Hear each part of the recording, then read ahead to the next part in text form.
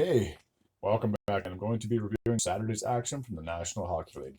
Saturday's always got a lot of games, so we'll see how long this takes. Starting with an original six matchup as the New York Rangers played host to the Montreal Canadiens. In the first period, Artemi Panarin would kick things off, getting his 13th goal of the year, a power play goal from Fox and Zibanejad, 9 minutes and 2 seconds in the opening frame. Mike Matheson would tie the game up, getting his second goal of the season from Gallagher and Slavkovsky, 11:47 of the first.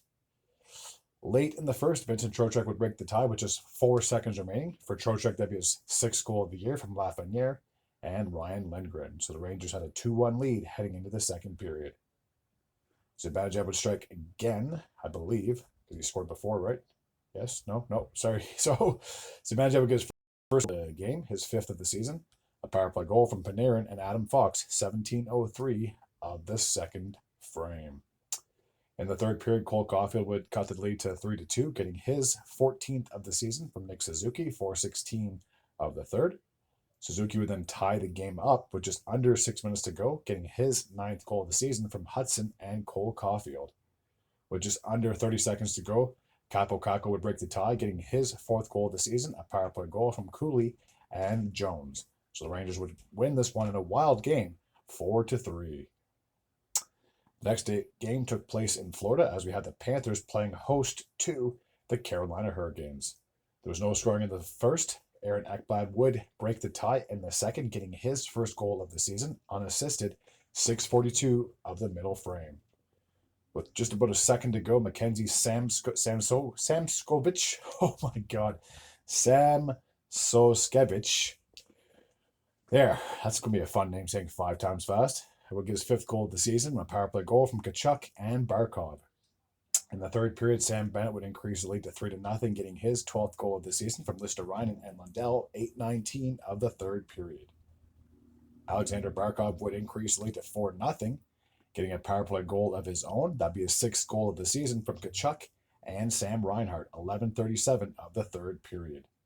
Just 11 seconds after that, Adam Boqvist would get his first goal as a member of the Florida Panthers, assisted by Greer, 11:48 of the third, increasing the lead to 5-0. Evan Rodriguez would get his sixth goal of the season, making it 6-0, a power play goal, assisted by Schmidt and Verhaeghe, 13:01 of the third, so 6-0 would be the final score in favor of the Panthers. Now we're off to Tampa Bay as the Lightning played host to the Toronto Maple Leafs. In the first period, Matthew Knies would open up the scoring, getting his ninth goal of the season from Tanev and Matthews, 7:13 of the first. Oh yeah, I should have said that Matthews is back after his lengthy injury. Speaking of first, Chris Tanev would get his first goal of the as a member of the Maple Leafs. I said speaking of first, but that didn't. I don't know where I was going with that. Sorry. Assisted by Marner and Holmberg, 8:06 of the second period. Just over 30 seconds after that, Nick Robertson would increase the lead to 3-0, getting his second goal of the season, assisted by Minton and Benoit, 8:39 of the middle frame. With just about a minute remaining in that period, John Tavares would increase the lead to 4-0, getting his 10th goal of the season from Marner and Morgan Riley. In the third period, Easton Mott would finally get the Lightning on the board, getting his third goal of the season from Radish, 11:21 of the third. Jake Gensel would cut the lead in half, getting his 10th goal of the season from Hagel and Hedman, 15:19 of the third. Cam Atkinson would make things interesting with just over 2 minutes and 20 seconds to go, making it 4-3, getting his second goal of the season, a power play goal from Hagel and Hedman. With the net empty, William Nylander would get the empty netter, getting his 15th goal of the season, assisted by Matthews and Knies. And that goal happened 18:44 of the third period. So after Matthews missed all that time, he would come back pretty strong, getting 2 assists in his return, leading the Maple Leafs to a 5-3 victory over the Tampa Bay Lightning. Now we have a wild scoring game between the New Jersey Devils and the Washington Capitals.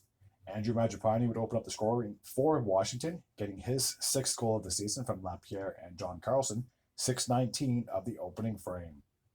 Nico Hischier would tie the game up at 1, getting his 15th goal of the season from Luke Hughes and Meyer, 10:54 of the first. Justin Dowling would break the tie in the second, getting his second goal of the season, assisted by Pesci, 2:38 of this middle frame, giving the Devils a 2-1 lead. Connor McMichael would tie the game up, getting his 14th goal of the season, a power play goal from Dubois and Carlson, 9:49 of the middle frame. Just over a minute after that, Jacob Chechurkin would put the Capitals on top, getting his 8th goal of the season, a power play goal from Eller and Sandin, 10:56 of the second frame. With just 13 seconds to go, the Capitals would increase the lead to 4-2, courtesy of Sandin. He would get a power play goal, his 4th of the season, assisted by Miro Stachenko. In the third period, Stefan Nason would cut the lead to 4-3, getting his 12th goal of the season, a power play goal from Hughes and Bratt, 2:03 of the third. Speaking of Bratt, he'd get on the goal scorer's sheet himself, tying the game up at 4. For Bratt, that'd be his 11th goal of the season from Hughes and Palat, 4:15 of the third period. Taylor Radish would break the tie with just over 6 minutes to go, getting his 4th goal of the year from Verhaeghe and Carlson, 13:54 of the third period. Pierre-Luc Dubois would score. How many seconds out would that be? A minute? Yeah, just a minute, or so just 10 seconds after Radish scored. Pierre-Luc Dubois would increase the lead to 6-4, getting his 3rd goal of the season, assisted by Protas and Radish, 14:04 of the third period. The Pittsburgh Penguins played host to the Calgary Flames. In the first period, Anthony Beauvillier would open up the scoring for the Penguins, getting his 7th goal of the season, assisted by Lizotte and Bunting, 17:14 of the first. Speaking of Bunting, he'd get on the goal score sheet himself, getting his 5th goal of the year, a power play goal from Grizzlejic and Letang, 2:40 of the middle frame. Philippe Tomasino, who was just recently acquired from the Penguins, or from the Predators, he was traded to the Penguins, will get his 2nd goal of the season, Letang and Bunting, 9:02 of the second frame, increasing the lead to 3-0, a power play goal as well. Ricard Raquel would increase the lead to 4-0, getting his 10th goal of the season from Crosby and Rust, 5:25 of the third, putting the Penguins up 4-0 at that point. Chris Letang would increase the lead to 5-0, getting his 3rd goal of the year, assisted by Grizzlejic and Kevin Hayes, a power play goal, 7:59 of the third period. At that point, they were up 5-0. Jonathan Huberdeau would finally get the Flames on the board late in the third. With 5 minutes and 33 seconds to go, Huberdeau would get his 8th of the year from Kadri and Pospisil. Kadri would cut the lead to 5-2, getting his 8th goal of the season from Huberdeau and Ball, 15:05 in the third.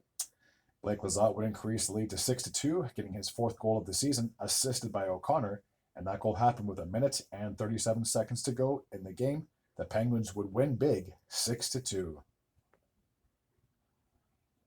The next game took place in St. Louis as the Blues played host to the Philadelphia Flyers. Owen Tippett would open up the scoring in the first, getting his 5th goal of the year, assisted by Michkov and Frost, 9:15 of the opening frame. Dylan Holloway would tie the game up at 1, getting his 7th goal of the season from Shen and Kessel, 11:11 of the third period. Tyson Forster would give Philadelphia a 2-1 lead, just under a minute after the Blues scored. For Forster, that'd be his 5th goal of the season from Brink and Cates, 12:02 of the third. Jake Neighbors would tie the game up late in the third with just 20 seconds to go. For Jake, that'd be his 8th goal of the season, a power play goal from Falk and Kyrou. We would need overtime to settle this one, and in the extra frame, Matvei Michkov would get the game-winning goal, his 9th of the season, assisted by Konechny, just 28 seconds in the overtime frame. So win 3-2. Now we're off to Los Angeles as the Kings played host to the Ottawa Senators. In the first period, Alex Lafreniere would get his 11th goal of the season, opening up the scoring for the Kings, assisted by Danault and Spence, 1 minute and 57 seconds in the opening frame. With just 46 seconds to go, Tim Stützle would tie the game up at 1, getting his 10th goal of the year from Batherson and Tkachuk. In the second period, Adam Gaudette would break the tie, getting his 12th, of the season from Chabot and Bernard Docker, 6:11 of the second period, putting the Sens up 2-1. Kevin Fiala would tie the game up in the second, getting his 9th of the year, unassisted, 7:26 of the middle frame. Anze Kopitar would score early in the third, breaking the tie, putting the Kings up 3-2, getting his 8th goal of the year from Moore and Garakov a minute and 37 seconds in the third frame. Adrian Kempe would increase the lead to 4-2, getting his 12th of the year, a power play goal from Fiala and Byfield, 16-14 of the third. Trevor Moore would get an empty net goal, getting his 4th of the season from Kopitar and Garakov, and that goal happened with a minute and 34 seconds to go on the clock, so the Kings would win 5-2. The New York Islanders played host to the Buffalo Sabres. Anders Lee would kick things off in the second, getting his 10th goal of the year, a power play goal from Palmieri and Cholkowski, 7:23 of the middle frame. Just over 2 minutes after that, Simon Holmstrom would increase the lead to 2-0, getting his 6th goal of the year, assisted by Lee. Late in the third, Buffalo would pull their goalie down by 2. Unfortunately, it did not pan out as Simon Holmstrom would get the empty net goal. That'd be his 2nd goal of the game, his 7th of the season, and that happened with 8 seconds remaining. So the Islanders would shut out the Sabres 3-0. Now we're off to Minnesota as the Wild played host to the Nashville Predators. In the first period, with just a minute and 3 seconds to go, Chisholm will get his first goal of the season from Gaudreau for the Wild, putting them up 1-0 after headed late in the first. With 21 seconds to go, Fyodor Sveshkov, I believe, will get his first goal in the National Hockey League from Evangelista and Ryan Josi. So the game was tied at 1 heading into the second period. Early in the middle frame, Ryan O'Reilly would break the tie, getting his 5th goal of the year, a power play goal from Stamkos and Josi, 2:29 in the second frame. A power play goal, if I didn't say that already. Kirill Kaprizov would tie the game up at 2, getting a power play goal of his own. For Kaprizov, that'd be his 15th goal of the year from Rossi and Spurgeon, 8:24 of the second period. There'd be no scoring in the third, so we would have to go to overtime to settle this one. And the captain, Jared Spurgeon, who would get the game-winning goal, his 3rd of the year from Kaprizov and Eriksson Ek, exactly 1 minute into the overtime frame. So the Wild would win a wild game, 3-2. The Colorado Avalanche played host to the Edmonton Oilers. In the first period, Nikolai Kovalenko would open up the scoring, getting his 4th of the year from Lehkonen and Girard, a power play goal, 7 minutes and 2 seconds in the opening frame. Kasperi Kapanen, I believe, was just recently acquired from the Oilers. We get his 2nd goal of the season from McDavid and Nugent Hopkins, 11:48 of the first period. Vasily Podkolzin would give the Oilers a 2-1 lead, getting his 3rd goal of the year from Stetcher and Connor Brown, 13:48 of the second period. Brett Kulak in the third would increase the lead to 3-1, getting his 5th goal of the year from Emberson and Skinner, 3:56 in the third period. And then late in the third, Colorado would pull their goalie. Unfortunately, it did not pan out. Ryan Nugent-Hopkins would get his 4th goal of the season, making it 4-1. An empty netter from Henrique and Bouchard, and that goal happened with a minute and 32 seconds to go on the clock. A couple more games from Saturday. I told you it was a wild Saturday for hockey. The Vegas Golden Knights played host to the Utah Hockey Club. The captain, Clayton Keller, would open up the scoring in the first, getting his 7th goal of the season, assisted by Hayton, 5:33 of the opening period. Alex Kerfoot would get a shorthanded goal, his 5th of the year, unassisted, 9:26 of the first, putting Utah up 2-0. Nick Schmaltz would get his 1st goal of the season from Keller and Hayton, 10:35 of the first, putting them up 3-0 over Vegas. And with a minute and 16 seconds to go, Logan Cooley would get his 6th goal of the year from Mata and Sergachev. Utah had 4 goals in the first period. They're up 4-0 heading into the second. Michael Carcone, I believe, would get his 1st goal of the year from Kerfoot and Kesserling, a minute and 2 seconds into the second, increasing the lead to 5-0. Nick Schmaltz would get his 2nd goal of the game, I believe. Nick Schmaltz, let me just scroll back here. Yep, his 2nd goal of the game, obviously his 2nd goal of the season, a power play goal from Cooley and Genther, 5:28 of the second period. There was no scoring in the third, so 6-0 would be the final in favor of Utah. I don't think anybody saw that one coming. And the last game from Saturday took place in Seattle as the Kraken played host to the San Jose Sharks. Mario Ferraro would kick things off in the first, getting his 2nd goal of the season, assisted by Granlund and Liljegren, 16:54 of the opening period. Early in the second, a minute 51 to be exact, Luke Kunin would increase the lead to 2-0, getting his 6th goal of the year from Delandria and Wallman. Cody Ceci with his first goal as a member of the Sharks, increasing the lead to 3-0, assisted by Celebrini and Wallman, 8:59 of the middle frame. Just under a minute after that, Will Smith would get his 5th goal of the year from Granlund and Costin, 9:45 of the second. The Sharks had a 4-0 lead at that point. Jaden Schwartz would finally get the Kraken on the board, getting his 5th goal of the year from Beniers and Bjorkstrad, 10:17 of the second period. And then in the third, Jared McCann would cut the lead in half, getting his 10th of the year from Evans and Montour, 6:27 in the third. Unfortunately for Seattle, they were not able to mount a comeback, so the Sharks would win by a final score of 4-2. So as of Sunday morning, let's see if we can take a look at the standings. I'm just going to scroll this back, see if I can get all the teams in one shot. So Florida is back on top. Not the Pacific, I apologize, the Atlantic Division. They have a record of 15-9-1. They have 31 points. Toronto is right behind them, though. They are 14-7-2. They have 30 points. And rounding out the top 3 in the Atlantic are the Tampa Bay Lightning. They are 12-9-2. In the Metropolitan, who would have guessed Washington would be in first place? But it's by a narrow lead. They are 17-6-1. They have 35 points. The Devils are 16-9-2. They have 34 points. And the Carolina Hurricanes are 16-7-1. So third to first place is only separated by 2 points. The 2 teams in the wild card look like this. Both from the Metro, the New York Rangers are 13-9-1. They have 27 points. The Philadelphia Flyers are 12-10-3. They also have 27 points.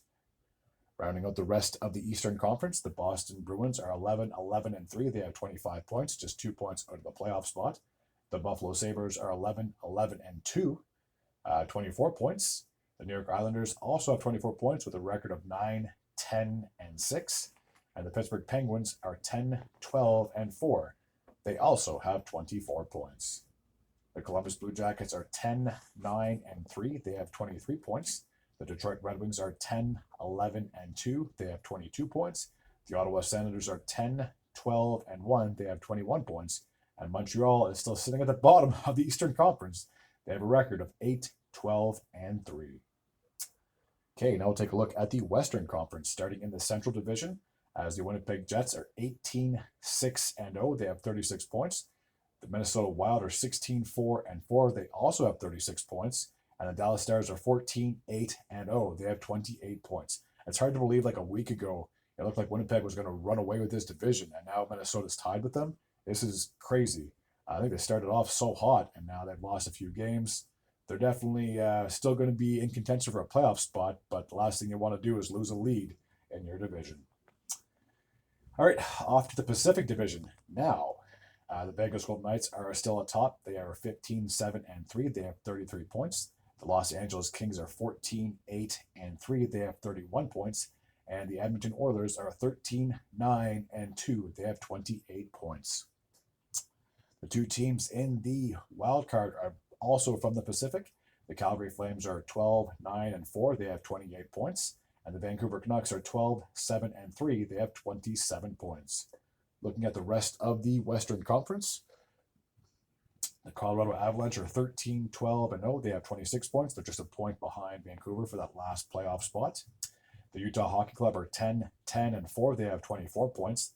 The Blues also have 24 points with a record of 11-12-2. The Seattle Kraken are 11-13-1. They have 23 points. The Sharks also have 23 points with a record of 9-13-5. The Anaheim Ducks are 9-10-3. They have 21 points. The Nashville Predators are 7-12-6. They have 20 points. They're 7 points out of a playoff spot. Pretty rough. And the last team, which you can barely see, are the Chicago Blackhawks with a record of 8-13-2. They have 18 points. All right, that should take care of Saturday's recap, and I should be updated with the standings in the National Hockey League. As always, if you're new to this channel and you like this type of content, feel free to hit the sub button. I'd be very grateful and very appreciative. Until next time, and as always, take care.